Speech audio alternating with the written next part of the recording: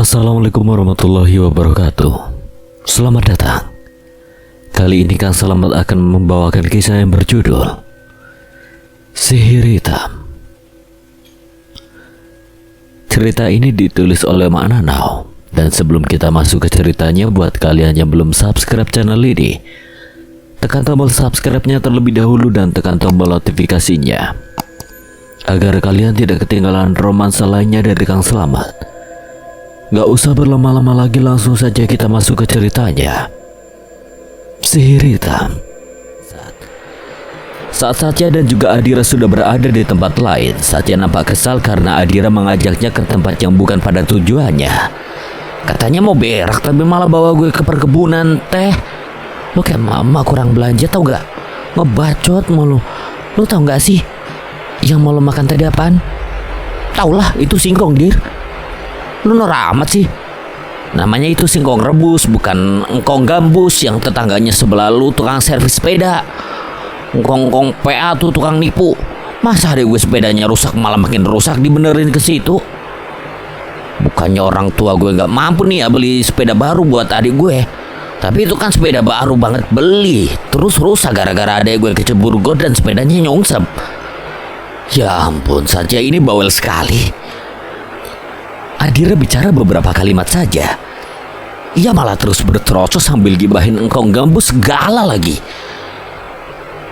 Ngomong-ngomong, Satya memang suka singkong rebus sih, apalagi yang setengah mateng. Biar kata orang kaya dan orangnya jijian, tapi Satya suka dengan makanan Sunda loh. Saat gue serius ya, singkong itu cacing hidung. Itu yang gue lihat, cacing. Yang bener. Anjing, untung kagak gue makan. Satya nampak mual karena membayangkan seandainya tadi ia jadi makan, mungkin perutnya akan ternodai dengan makanan tidak berbobot itu. Makanya lu jangan bawel. Biar bawel begitu kamu suka kan, Dir? Tiba-tiba Lili bersuara seolah membaca perasaan Adira untuk Satya. Tapi dia tuh ngebacot mulu, aku kesel tau, Li. Dia tuh keras kepala, suka gak mau denger dan seenaknya. Siapa yang keras kepala? Siapa yang seenaknya? Orang Arab? Jawab Adira asal Satya menggelengkan kepala terkekeh. Satya memang bawel tapi hanya pada Adira, sementara pada gadis lain Satya sangatlah berperilaku dingin. Itu sebabnya jarang sekali ada yang bertahan lama hubungannya dengan Satya. Hanya Adira satu-satunya gadis yang bertahan bersamanya selama ini, meskipun hanya sebatas sahabat. Saat dalam perjalanan pulang, Satya mampir ke warung seberang yang katanya pelayannya sangat cantik, sementara Adira sudah lebih dulu pergi tanpa tahu bahwa Satya belok ke arah lain. Entah mengapa ada daya ketertarikan sendiri, Satya tiba-tiba ingin sekali pergi ke warung itu dan sangat penasaran. Satya duduk di kursi kayu itu lalu kemudian memesan segelas kopi kepada ibu-ibu pemilik warung. Tak lama pelayannya datang membawakan segelas kopi tersebut. Ini kopinya. Satya melohok tak percaya, gadis itu sangat cantik dan mempesona dengan mata indah dan tubuhnya yang menggoda.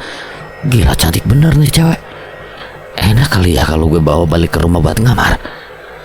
Siapa sangka Satya malah menahan pergelangan tangan gadis itu lalu menariknya agar duduk di kursi sebelahnya. Jangan panggil A dong, gue kan masih muda. Panggil aja Satya. Nama lu siapa? Gadis itu menerima jabatan tangan Satya lalu menyebutkan namanya. Nama saya Murni. Enak bener dengernya. Coba sekali lagi, siapa namanya? Murni Satya. Sial, suaranya saja mampu membuat Satya terbayang hal yang tidak-tidak dalam otaknya. Siapapun tolong bantu bersihkan otak kotor Satya sekarang. Kemudian Murni melepaskan tangan Satya dari tangannya. Saya kerja lagi ya, kalau perlu apa-apa boleh panggil saya. Tar dulu, gue minta nomor lu boleh nggak? Saya nggak punya HP, Mas. Ya udah, gue bakalan sering-sering kesini ya buat PDKT-an. Murni hanya tersenyum malu-malu lalu kembali ke belakang untuk melanjutkan pekerjaannya. Warung nampak ramai dan sepertinya ini bukan waktu yang tepat untuk Satya berduaan dengan Murni. Sambil menunggu Satya yang entah kemana, Adira tidak tahu. Maka Adira mencoba memberanikan diri menghampiri nenek tua itu yang sedang menggosok-gosok boneka kayu yang ada di sudut ruangannya. Nek, Ada saya mau tanya, apa di desa ini agamanya Islam semua? Kenapa menanyakan hal itu? Maksudnya gini, teman saya Satya mau sholat kemarin tapi akhirnya tiba-tiba nggak ada. Ya kebanyakan di sini Islam semua. Bilang sama temanmu kalau mau beribadah di musola saja, hanya saja berada di luar desa. Di sini susah air. Nenek Islam. Nenek itu menoleh sinis ke arah Adira, membuat Adira gelagapan takut. Jelas-jelas Adira tahu bahwa iblis jahat itu kafir. Ia tak bermaksud meledek, tapi hanya ingin tahu jawaban iblis itu. Maaf nih, saya cuma tanya. Sebaiknya kamu bereskan kamarmu. Saya tidak suka kamar yang berantakan.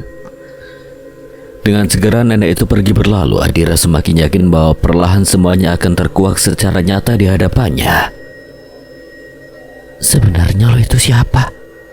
Apa hubungannya sama Nyi Sihir? Apa lo itu iblis yang dikirim Nyi Sihir? Tapi buat apa lo biarin gue sama Satya tinggal di sini? Gue gak bisa lihat pakai penglihatan gue lagi. Waktu sudah hampir malam, tetapi Satya belum juga kembali. Adira jadi kesal. Sebenarnya Satya itu kemana? Menyesal tadi meninggalkannya lebih dulu. Kalau sudah begini Adira juga jadi yang repot. Adira ingin sekali melihat dengan penglihatannya, tapi nenek itu sedang berada di dekat Adira. Tidak mungkin ia menggunakannya sembarangan, karena akan sangat berbahaya. Tak lama Satya datang dengan aroma maskulin yang tercium jelas di indera penciuman Adira. Tak biasanya pria itu memakai parfum begitu pekat kalau bukan karena ada pertemuan penting dengan seseorang. Dia di mana lo? Mana aja boleh. Kepo deh kayak Dora. Gue mau mandi. Nanti jam 7 malam gue mau pergi lagi. Dia itu tampan dan pemberani, hanya saja lisannya tidak bisa dijaga. Tapi dia cukup menarik dan cocok untukmu. Kenapa tidak menjadi pacarmu saja? Teman sekali menanyakan hal seperti itu. Apa hanya sekedar basa-basi agar jati dirinya tidak diketahui Adira? Kita sahabatan aja, Nek. Tapi kenapa saya melihat pria itu dijaga oleh sesuatu ya? Kenapa nenek bisa tahu? Saya hanya menebak saja. Adira tidak menjawabnya. Ia tahu betul bahwa iblis itu membutuhkan informasi tentang kakek yang menjaga Satya. Setelah selesai mandi dan berganti baju, Satya nampak terlihat lebih rapi dari biasanya. Mau kemana sih, Sat? Kepo ih. Satya, lu bilang sama gue lu mau kemana? Adira mengikuti Satya dari belakang sampai pada depan halaman rumah gubuk itu. Satya kok kayak orang kasmaran gitu sih? Dia lagi dekat sama cewek desa sini. Adira mencoba berpikir keras tentang Satya yang menurutnya berbeda. Entah mengapa ada perasaan tak enak yang Adira rasakan. Gue mau ketemu calon masa depan. Calon masa depan siapa? Nanti lu juga tahu. Ntar kalau urusan lu udah selesai di sini, gue mau bawa dia ke depan orang tua gue. Adira terkejut dengan pernyataan itu. Tidak mungkin saja semudah itu membawa gadis di hadapan kedua orang tuanya, terutama gadis yang sebelumnya tidak Satya kenali. Entah mengapa ada perasaan sesak di dada. Jika benar itu terjadi, mungkin Adira akan menyesal seumur hidup telah menolak Satya mentah-mentah dan membiarkannya menikah dengan yang lain. Adira menahan pergelangan tangan Satya. Maksud lo apa sih? Gue gak ngerti. Maksud gue kan udah jelas tadi. Kenapa? Lu sakit hati? Suruh siapa nolak gue terus? Adira membeku di tempat. Penolakan kata itu melekat dalam pikirannya. Sungguh Adira tidak bermaksud membuat Satya sakit hati atas penolakannya yang berkali-kali. Tapi sudah jelas keduanya berbeda dan Adira tidak bisa memaksakan diri agar mau menjadi kekasih Satya. Adira membaringkan tubuhnya di atas karpet yang ia pakai tidur selama menumpang di gubuk tua itu. Sambil memeluk-meluk Lily, boneka kesayangannya, berguling ke kiri, ke kanan, merasa galau, merana karena sudah hampir jam 10 malam saat ia belum juga kembali. Biasanya Adira selalu bercerita banyak pada Lily, tapi kali ini Lily sedang menghilang entah kemana teman hantunya itu bersembunyi. Agar tidak diketahui oleh iblis jahat yang saat ini sedang menyamar menjadi nenek tua itu. Dir, bintangnya indah ya. Adira mengangguk saat saja menanyakan hal yang memang kenyataannya bahwa bintang itu indah. Tapi ada yang lebih indah, Dir. Apa? Ya, di samping kanan gue. Adira mengulum senyum. Sungguh itu pertama kalinya ada seorang pria yang mau mengirimi mantra gombalan untuk Adira dengan sukarela. 2 tahun Adira menyukai Asriel, tapi Asriel tidak pernah sedikit pun meliriknya. Berbeda dengan Satya yang justru tidak dilirik oleh Adira tetapi langsung memperjuangkan Adira tanpa kata menyerah. Meskipun pada akhirnya mereka tetaplah bersahabat sampai detik ini. Dir, gue suka sama lo. Walaupun gue tahu lo lebih suka sepupu gue si Asriel, tapi gue janji, Dir, gue bakalan jaga lo, gak akan pernah nyakitin lo. Kita beda Sat, lo tahu kan kita beda. Gue tahu, justru gue yakin perbedaan gak akan bisa bikin kita runtuh, Dir. Gue tahu Sat, lo gak akan marah sama gue sekalipun gue bilang kita gak bisa lebih dari sahabat. Sorry ya, Dir, gue jadi masa gini padahal gue tahu kalau lo gak pernah suka sama gue. Saat nolak bukan berarti gak suka kan, alasan kita gak sama. Yang bikin gue insecure buat sama lo. Kenapa harus insecure? Cewek lain bersyukur lo bisa sama gue. Mereka cewek yang notabene normal, gak dikejar-kejar setan. Sementara gue, jangankan buat seneng-seneng atau malam mingguan bareng pacar, tiap harinya aja gue digentayangin sama perasaan takut. Dan lo tau kan, hidup gue gak pernah tenang. Gue bisa nyembuhin segala rasa takut lo, Dir. Saat gue harap lo ngerti ya, gue kayak gini karena gue sama lo itu beda, Satya. Beda. Bukan cuma dari segi bahwa gue indigo dan lo manusia normal, tapi dari segi derajat. Gue tuh ibaratnya gue cuma pasir doang dan lo lautan, Sat. Terutama lo sama gue beda keyakinan, Sat. Sorry, I don't mean rejecting you and hurting, but it feels like our destinies are completed. Gue kemana gitu semua, Dir. Yang penting kita sama-sama. Adira meraih tangan Satya lalu meyakinkan Satya, kita bakalan terus sama-sama sampai kapanpun. Sampai lo tua, gue tua, dan kalau jodoh kita menua bersama.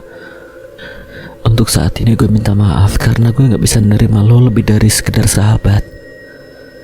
Tapi kalau lo tanya apa gue suka sama lo, gue suka dan nyaman. Janji ya, Dir, buat sama gue terus. Jangan berpaling. Gue bakal bantu lo buat nemuin jati diri lo. Ya nanti bakalan bikin gak lagi merasa was-was juga terbiasa. Lo bakalan sukses, Dir. Walaupun lo udah gak ada orang tua, gue bakalan jadi apapun yang lo mau. Bahkan gue bakalan terus ada di samping lo dalam suka maupun duka. Gue gak janji buat gak berpaling karena perasaan seseorang ke depannya gak akan ada yang tahu. Tapi yang harus lo tahu, lo cowok yang bakalan selalu gue ingat seumur hidup gue. Bukan untuk dikenang, tapi untuk digenggam ketika gue sukses nanti dan kita sama-sama ngejar impian kita masing-masing. Lo sahabat gue sekarang, tapi mungkin kalau kita jodoh nanti, lo bakalan jadi sahabat hidup gue, Dir. Apapun yang lo minta bakal gue lakuin, Dir. Gue bakalan nerima apapun keputusan lo. Jadi bagian dari hidup lo pun gue udah bersyukur banget. Jangan lebay-lebay, di sini kita cuma berdua dan yang ketiganya itu setan. Lo nggak tahu ya kalau di... Jangan ngadi-ngadi deh, Dir. Rusak suasana romantis aja. Gue lagi bijak nih. Adira tertawa terbahak-bahak. Lucu sekali rasanya melihat wajah Satya yang sepanik itu. Dia pindah tahu ke samping lo. Satya buru-buru pindah lagi ke samping kiri Adira. Ia nampak panik dan ketakutan. Dia siapa sih, Dir? Tuyul, genderuwo, kuntilanak, atau kolor merah, atau hantu lumba-lumba? Emang ada hantu lumba-lumba? Itu lo yang loncat-loncat. Pocong maksud lo? Astaga, kenapa disebutin sih? Gue mati-matian nahan. Gue tuh sengaja pakai sebutan hantu lumba-lumba itu lebih bagus daripada gue sebut namanya, nanti dia nongol. Adira tertawa terbahak-bahak. Satya memang sensitif jika menyangkut hantu yang disebut-sebut pocong. Bahkan saking sensitifnya, Satya tidak pernah mau ada guling di kamarnya. Bukan hanya sensitif, tapi Satya takut dengan jenis hantu itu. Karena untuk pertama kalinya Satya melihat di kamar mandi sedang menggosok gigi, katanya ada-ada saja. Padahal Adira sudah menjelaskan bahwa itu hanya halusinasi saja. Karena memang benar itu halusinasi Satya yang saat itu sedang mabuk berat. Tetapi Satya tidak percaya dan sampai sekarang menganggapnya nyata. Jika mengingat masa sebelumnya bersama Satya, itu sangat menyenangkan. Mereka sudah lama bersama dan sampai saat ini tetap bersama. Mungkin akan sangat sulit jika nantinya Adira harus menerima Satya bersama gadis lain. Tetapi apapun yang menurut Satya bahagia, maka Adira akan ikut bahagia juga. Siapapun nanti yang lo pilih jadi pendamping hidup lo, jangan pernah lupain gue, Sat. Kita janji bakalan bareng sekalipun lo ataupun gue sama yang lain. Gue tetap bakalan genggam tangan lo kan, Sat. Kalau nanti istri lo larang lo bersahabat sama gue bakalan kirim kuntilanak buat istri lo. Tak terasa Adira meneteskan air matanya begitu deras sampai-sampai bantal lepek yang ia pakai itu benar-benar basah. Pagi harinya Adira bangun dan rupanya Satya sudah berada di ruang tengah tertidur pulas di atas tikar. Karena nenek tua itu tidak ada, jadi Adira buru-buru menghampiri Satya. Adira memegang telapak tangan Satya, mencoba berdiskusi dengan pikirannya agar tahu apa yang sebenarnya sedang Satya kejar malam itu. Satya pergi ke warung seberang lagi untuk menemui Murni. Saat itu warung sudah mau tutup, tapi Satya menahannya agar ia bisa berduaan dengan Murni. Mur, tutup aja warungnya, kita di dalam warung ngobrolnya. Jangan Mas Satya, nanti kalau warga tahu bisa jadi fitnah. Gue gak akan apa-apain lo. Dan saat itu juga mereka berbicara berdua di dalam warung, tidak melakukan apapun selain Satya memberikan gombalan-gombalan recehnya untuk membuat Murni kelepek-lepek. Tapi rupanya Murni bukanlah gadis yang secantik orang lihat. Murni memakai susuk berlian untuk terlihat cantik di mata para lelaki hidung belang yang kurang iman. Bukan hanya di dagu, tetapi ada di bagian bokong, tangan, dan juga pangkal pahanya. Gadis itu menanamkan banyak susuk di tubuhnya, juga wajahnya yang kenyataannya akan membuat ia celaka nantinya. Mas Satya udah punya pacar? Belum, tapi pengen sih punya. Apalagi secantik kamu. Satya menggoda Murni dengan mencolek dagunya. Waktu semakin larut. Sebenarnya Satya terbuai dengan Murni yang sengaja menggoda Satya dengan baju terbuka. Tetapi Satya rasanya berat melakukan hal yang lebih dari sekedar ngobrol karena setengah dirinya sadar, setengahnya lagi ia terpengaruh. Sampai akhirnya Satya memutuskan untuk pulang tepat jam 10 malam. Murni sebenarnya jengkel, tapi ia bersumpah akan membuat Satya menjadi tumbalnya. Adira terkejut bukan main dengan penglihatannya. Ia lihat jelas. Tak lama Satya terbangun dan mengucuk-ucuk matanya khas orang baru bangun tidur. Dengan segera ia bangkit dan menoleh pada Adira yang masih termenung. Kenapa lu? Surupan? Gue mau tanya sama lu, apa lu lagi deket sama yang namanya Murni? Iya yang. Kau tahu aja sih. Astaga, Babang Satya lupa kan sahabat gue ini bisa nyolong masa lampau. Jangan Sat. Jangan apa? Jangan cinta sama lu. Gak bisa lah Dir. Gue kan cintanya sama lu dari dulu. Apa sih ngawur lu? Rupanya Satya ini mabuk semalam dan efek alkoholnya masih bereaksi. Tapi mengapa tidak tergambar di penglihatan Adira? Mungkin karena Satya terburu bangun. mandi sana, bau lu. Satya bangun ogah-ogahan. Ia terpaksa mandi di pagi hari agar dapat menetralisir cairan alkohol yang masih mengalir di syaraf otaknya. Sambil menunggu Satya mandi, iseng-iseng Adira melirik ke dapur karena kebetulan nenek tua itu setiap paginya jarang sekali ada di rumah. Ini pertama kalinya Adira masuk ke dapur. Ada panci besar di sana yang entah isinya apa karena menyala dan airnya juga mendidih. Adira jadi penasaran dan memutuskan untuk melangkahkan kaki berjalan menuju dapur. Adira, jangan ke situ, ucap Lili memperingati, tetapi Adira yang keras kepala tetaplah ingin tahu. Dan saat ia melihat isi panci itu, mendadak dirinya mual dan terkejut dengan apa yang ia lihat. Bagaimana Adira tidak terkejut jika isinya adalah bayi yang masih utuh, disimpan di atas panci dengan air yang mendidih. Bayi itu sudah tewas pastinya, tapi anehnya bayi itu tidak hancur meskipun dengan air yang mendidih hanya menimbulkan bau sangat busuk. Dan tidak ada darah, hanya seperti boneka yang diawetkan. Tetap pada posisinya yang tertidur tanpa sehelai benang pun. Bayi siapa itu? Adira nampak syok. Ia ingin sekali mematikan bara api yang terus menghantam apa yang sedang dimasak. Bayi itu diawetkan, dijadikan bahan untuk keabadian hidupnya. Yang ia ambil bukan tubuhnya tapi roh bayi itu. Iblis itu sangat jahat. Ia suka ibu hamil yang sedang mengandung 3-6 bulan.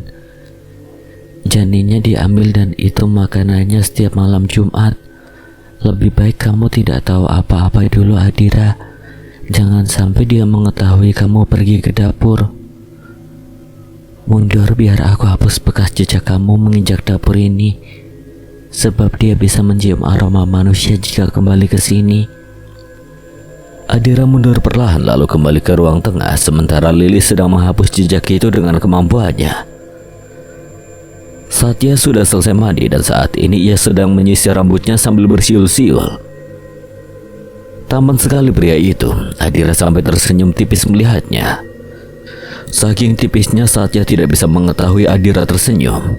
Dir, cari makan yuk, lapar. Ayo, tapi jangan di warung si Murni ya. Oh ya, kok lu bisa tahu dia? Nanti gue ceritain. Keduanya segera bergegas pergi untuk mencari makanan. Namun saat di tengah perjalanan Satya melihat Murni sampai akhirnya hilang sudah pertahanan Satya untuk mengajak Adira sarapan pergi berdua. Ia malah menghampiri Murni tanpa izin dari Adira. Satya! Teriak Adira sekencang mungkin, tapi Satya tetap pergi bersama Murni. Adira menghentakkan kakinya kesal, padahal ia berniat akan menceritakan siapa Murni sebenarnya pada Satya. Tapi Satya sudah terpengaruh aura dari susuk yang Murni tanam di tubuhnya. Gue gak bakalan biarin lu jadi tumbal dia, Sat. Adira lalu segera pergi berlalu, dan terpaksa ia sarapan sendiri tanpa Satya. Yang Adira pikirkan bukan lagi rasa cemburu, tetapi rasa cemas karena takut Satya berhasil dijadikan tumbal oleh Murni. Maka dari itu, Adira akan terus mengawasi Satya sebisanya. Adira akan mengungkapkannya perlahan tapi pasti. Ia menulis beberapa bagian di laptopnya untuk nanti ia rangkum sesuai dengan penglihatannya. Apa yang ia tulis menjadi buku merupakan kisah nyata setiap cerita yang ada di dalamnya. Semenjak menjadi seorang penulis horor terkenal, tidak ada lagi yang menganggapnya aneh karena Adira membuktikannya dengan cara mengungkapkan banyaknya misteri-misteri yang terekam dalam kamera. Dari setiap petualangannya mencari sebab dan akibat tentang kematian seseorang. Sudah 1 minggu lebih Adira menginap di tempat itu dan sudah banyak keganjilan yang Adira dapatkan satu persatu. Dari mulai adanya orang-orang musyrik, adanya orang-orang yang terkena santet, dan masih banyak lagi hal semacam kesyirikan lainnya. Adira duduk di bawah pohon beringin. Sore ini cuaca nampak sangat sejuk untuknya. Amazing, lu bisa lihat gue. Rupanya yang menyapanya bukanlah manusia, tapi arwah penasaran yang bentuknya menyeramkan karena tidak ada kepala, tidak ada tangan dan tidak ada kaki. Hanya badannya yang bergerak maju mendekati Adira. Anehnya hantu itu bisa melihat Adira dan berkomunikasi dengan Adira secara normal. Darah bercucuran di sekitaran, baunya tercium amis dan menyengat pekat di hidung Adira. Menyesal Adira menoleh, pasti hantu itu akan merepotkannya. Sorry, gue gak ada waktu buat ngurusin masa lalu di dunia. Come on, I will help you if you help me. Namun tawarannya membuat Adira tidak berpikir panjang lagi. Ia membutuhkan hantu itu untuk menggarap informasi tentang Nyi Sihir dan keberadaannya yang sulit Adira lihat dengan penglihatannya. Oke, gue bakal bantuin lo. Apaan masalah lo? Tangan gue ada di Pulau Jawa, kaki gue ada di Bogor, kepala gue ada di Amerika Serikat. Tolong dong temuin dan satuin. Lo meninggal pas kapan? Pas tahun penjajahan Belanda. Gue kan orang Belanda, campuran Amrik. Tapi karena bokap gue nikah 10 kali sama orang Indonesia, jadi gue bisa bahasa Indonesia dari kecil. Sebab gue lebih dekat sama istri-istrinya yang orang Indonesia daripada mak gue sendiri. Hah? Gue gak bisa bantu lo? Lo gila kali ya?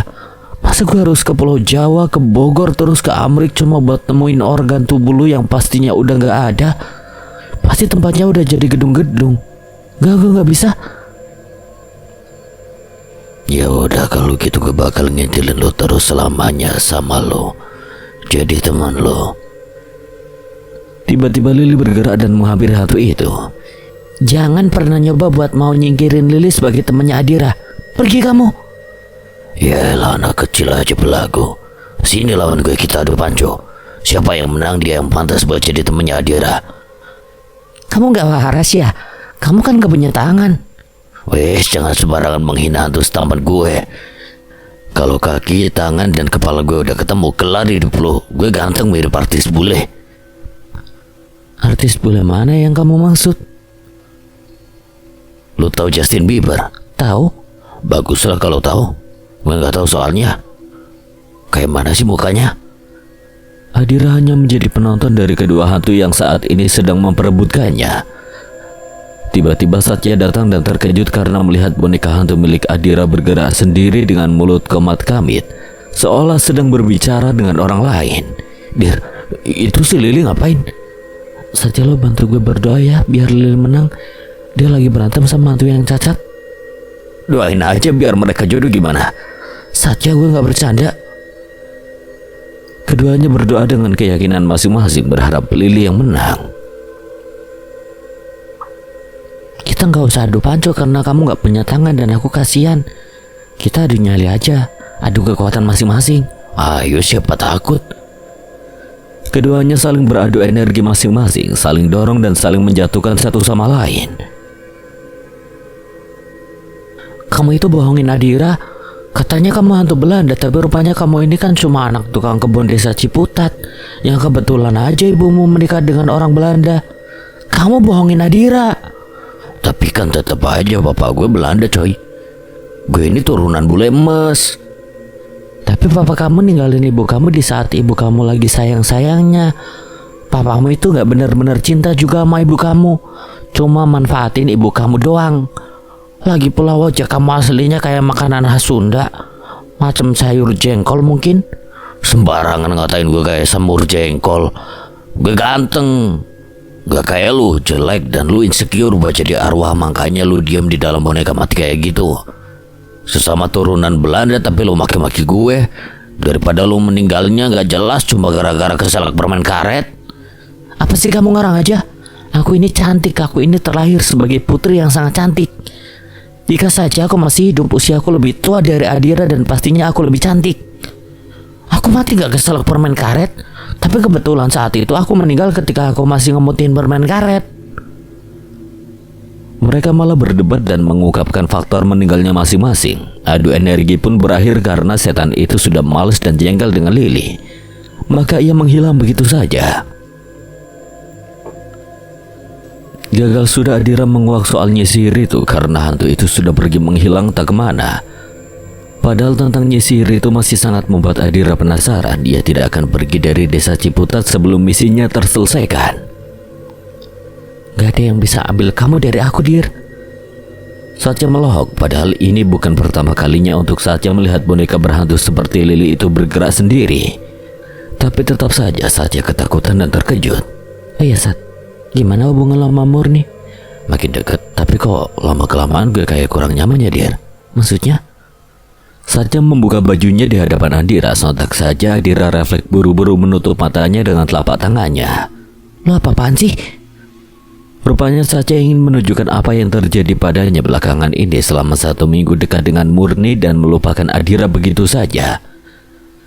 Sudah beberapa kali juga Adira ingin membicarakan tentang Murni, tapi waktunya selalu tidak tepat, terutama nenek tua itu terlihat lebih sering mengawasi Adira. Lihat nih Dir, punggung gue kok kayak dicambukin ya. Adira membuka matanya perlahan lalu terkejut saat melihat punggung Satya yang seperti terkena bekas cambukan. Lo bisa lakuin apa sama Murni Satya? Gue gak lakuin apa-apa sama dia. Swear dah. Gue cuma waktu itu sampai atas doang kok, gak ke bawah. Satu lu harus sendiin ini. Satya kembali memakai bajunya lalu kemudian menatap Adira serius. Terlihat wajah Adira yang syok dan marah. Maafin gue Dir, gue gak Gue minta hentiin ini. Lu tau gak sih, Murni itu mau jadiin lu tumbal. Ucap Adira marah tak terasa air matanya menetes, bukan hanya cemas, tapi sakitnya saat Satya mengatakan bahwa dirinya sudah bermain walaupun tidak sampai bawah. Kenapa lu semarah ini Dir? Cemburu? Gue gak cemburu. Gue minta lu jauhin dia karena gue gak apa Dir, cinta sama gue. Takut gue sama dia karena gue gak mau lu dijadiin tumbal. Gue takut saat kehilangan lo sekarang, baru punggung lo yang kayak gitu aja bikin gue benar-benar cemas. Apalagi nanti kalau lo masih berhubungan sama dia. Makin hari lo bakalan ngerasain efeknya Sat. Cerita sama gue apa yang sebenarnya lo tahu tentang Murni. Adira menarik nafasnya perlahan. Dia menceritakan panjang lebar tentang siapa Murni. Satya melahok tak percaya dengan apa yang ia dengar, menyesal karena selama ini ia melupakan Adira begitu saja. Dir, gue nyamperin lu tadi mau bilang kalau gue jadian sama Murni, tapi karena gue udah tahu siapa dia, gue nyesel gak dengerin lu Dir. Terus gue harus apa? Jangan tergoda lagi sama dia Satya. Gue mohon lo harus kuatin iman lo. Maafin gue Dir, gue selalu nyakitin lo. Gue yang nyakitin lo Sat. Gue gak pernah ngasih kepastian apapun sama lo. Walaupun sebenarnya lo tahu kalau gue sayang banget sama lo. Nah gitu dong, jujur aja kenapa kalau lo sayang sama gue. Apa sih lo?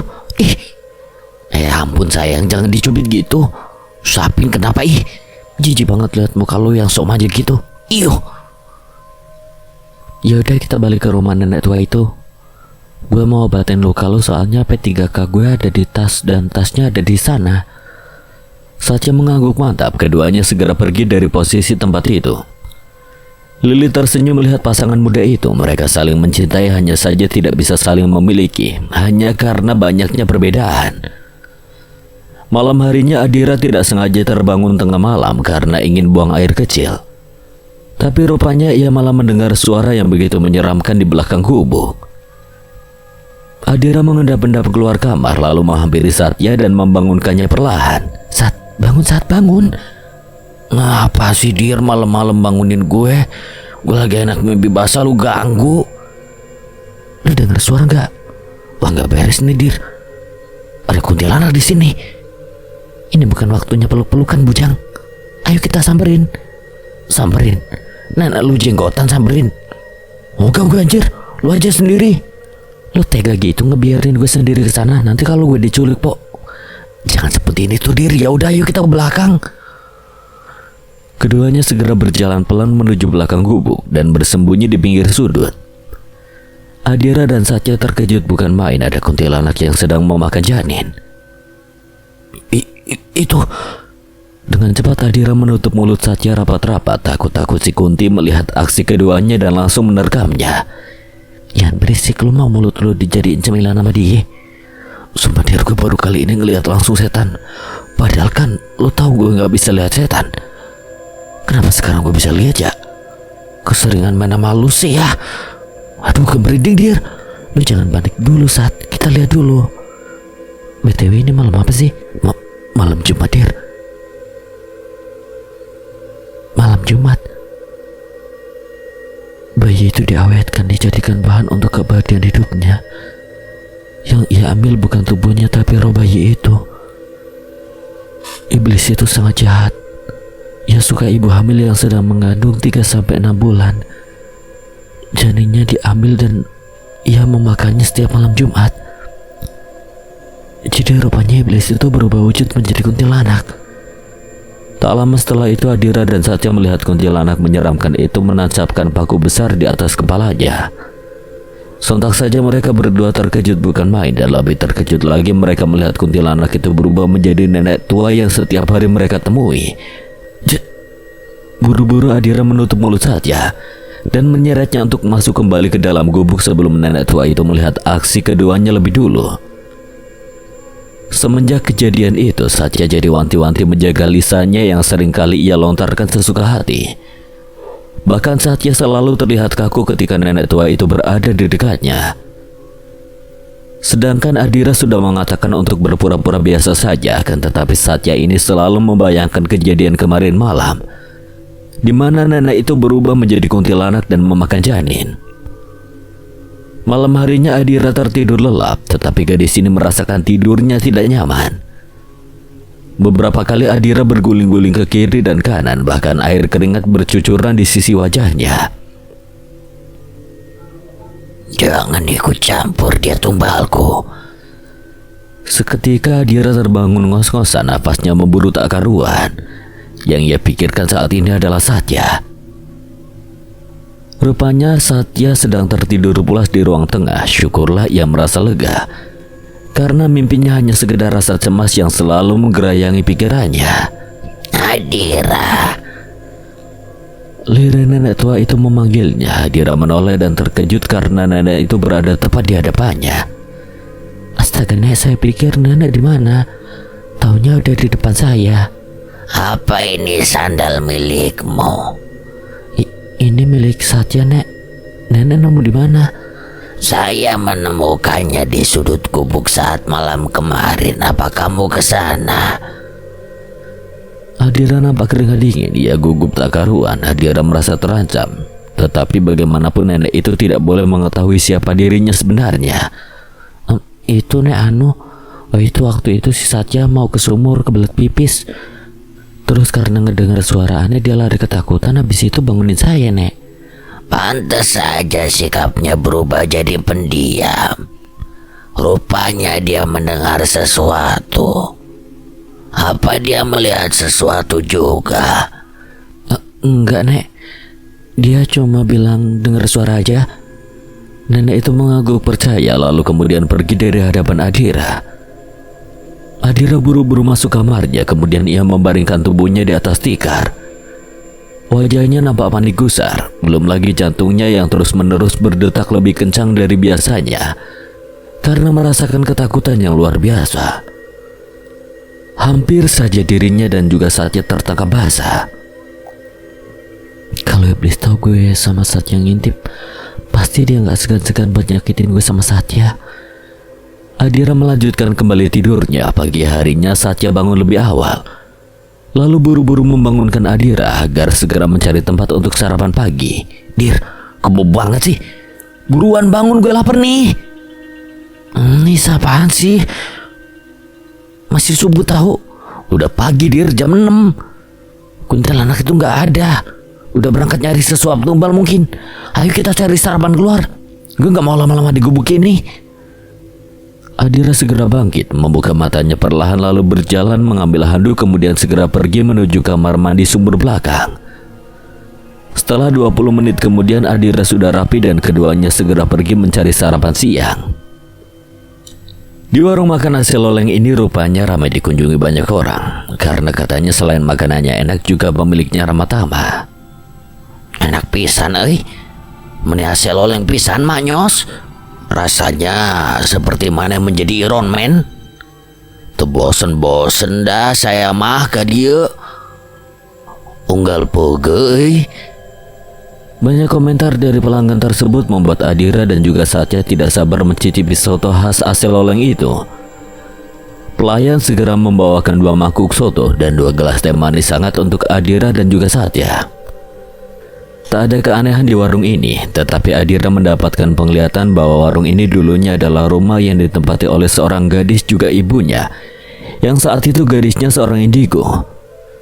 Kemudian warga setempat menganggapnya aneh tak waras, selalu membakarnya hidup-hidup. Sebelum membakarnya, mereka memperkosanya. Ibunya menangis histeris, dan saat rumahnya hangus terbakar, tempat ini dibeli oleh pemilik warung AC Loleng itu. Arwah gadis itu gentayangan, tapi sampai saat ini Adira belum menemukannya. Dir, kenapa kok bengong? Dapat penglihatan lagi? Enggak kok, Sat. Sotonya enak ya, apalagi sambil mana kamu. Apa sih lu pagi-pagi udah ngegombal aja? Sakit perut tau rasa lu. Dih, sok-sokan gak suka digombalin. Pipi lu tuh merah merona gitu, berarti lu seneng gue gombalin kan? Terbang kan lu? Pedean banget. Wajar aja pipi gue merah, kan gue pakai blush on. Ngibul mulu. Tinggal bilang blushing aja susah amat mbaknya. Apa sih lu? Adira kembali melanjutkan makannya, sementara Satya sibuk memperhatikan wajah Adira sambil makan soto. Diam-diam Satya sedang membayangkan bagaimana jika satu saat nanti bisa makan bersama Adira juga anak-anak mereka kelak. Karena Adira mengetahui Satya sedang memperhatikan wajahnya dan menghayal yang kejauhan, Adira mempunyai ide untuk menambahkan 5 sendok sambal ke dalam mangkuk kuah soto milik Satya. Rasain suruh siapa liatin gue. Terus udah gitu ngebayangin bisa satu atap sama gue, punya anak dari gue. Kan gue jadi ngefly digituin. Pedis amat ini anjir. Bibir gue bisa jontos nih. Buru-buru Satya meneguk teh hangat itu, tetapi ia masih juga merasa tenggorokannya panas. Adira tertawa cekikikan. Ini pasti ulah lu Adira ya. Semua orang yang berada di warung tersebut ikut-ikutan tertawa karena melihat ekspresi Satya yang menurut mereka lucu. Suruh siapa lu bayangin makan bareng sama anak-anak kita nanti? Satya melahok saja. Ia lupa seharusnya ia tidak sembarangan dalam urusan pikiran, karena Adira bisa membacanya jelas. Satya ini memang nakal, sudah diperingati untuk menahan iman ketika bertemu dengan Murni. Malah saat ini ia asik berbincang dengan Murni di warung kopi itu. Adira melihat dari kejauhan. Yang Adira lihat di belakang Murni itu ada sosok gadis berambut panjang dengan postur tubuh berisi, tetapi wajahnya pucat dan arwah itu mengikuti kemanapun Murni pergi. Jala yang menempel pada tubuh Murni semasa hidupnya, arwah itu memang sangat digemari banyak pria. Selain seksi, ia juga bekerja sebagai penyanyi panggung dari desa ke desa. Namanya Gladys. Perempuan itu dibunuh karena difitnah sebagai penghancur rumah tangga orang, hanya karena banyak lelaki hidung belang yang selalu mendekatinya dan menggodanya. Sementara Gladys sendiri tidak merespon apapun. Ia profesional menjalankan pekerjaannya yang dituntut harus bernyanyi dan bergoyang di atas panggung hiburan, bukan berniat merusak rumah tangga orang. Jika bicara soal sosok tersebut, kejadiannya begitu singkat dan tragis. Salah satu dari istri dari laki-laki hidung belang itu tidak terima ketika suaminya ikut berjoget di atas panggung sambil memberikan saweran untuk Gladys. Kemudian wanita yang notabene istri dari laki-laki hidung belang itu merencanakan pembunuhan untuk Gladys saat malam itu juga.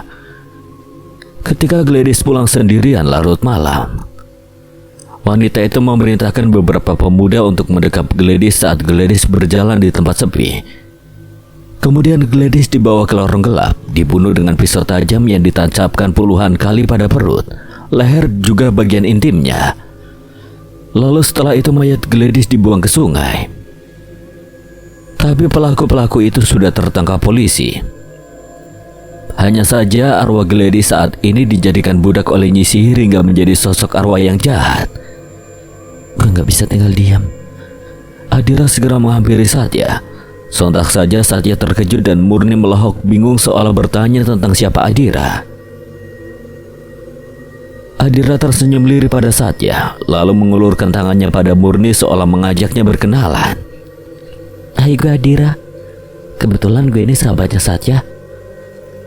Murni tersenyum paksa lalu menjabat tangan Adira dan memperkenalkan dirinya. Saya Murni. Mas Satya, saya balik lagi ke dapur ya, pekerjaan saya masih banyak. Saja menggaruk kepalanya yang tidak gatal. Ia merasa malu karena kepergok oleh Adira akibat masih menghampiri Murni. Tetapi jauh dari lubuk hatinya, Satya hanya terpengaruh saja, tidak benar-benar ingin mendekati Murni lagi. Arwah Gladys seolah menarik Satya. Ia menginginkan Satya menjadi tumbalnya dan abadi bersamanya di alam gaib. Apa lo cengar-cengir gitu? Ketahuan kan lo masih nemuin dia? Karena Adira kesal, ia segera pergi dan Satya mengejarnya.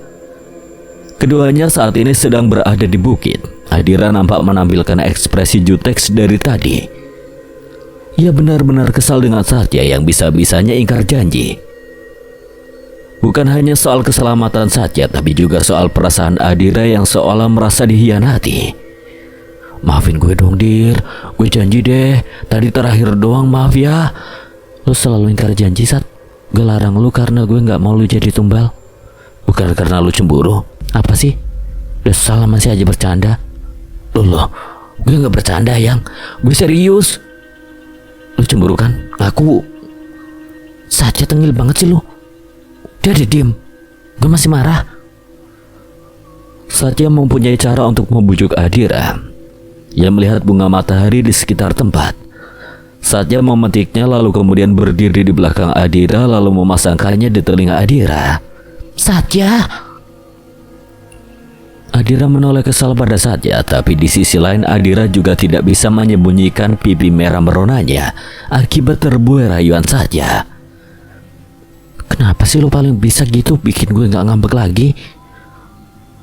Apa yang gak bisa buat lo, Dir? Semuanya gue bisa lakuin buat lo.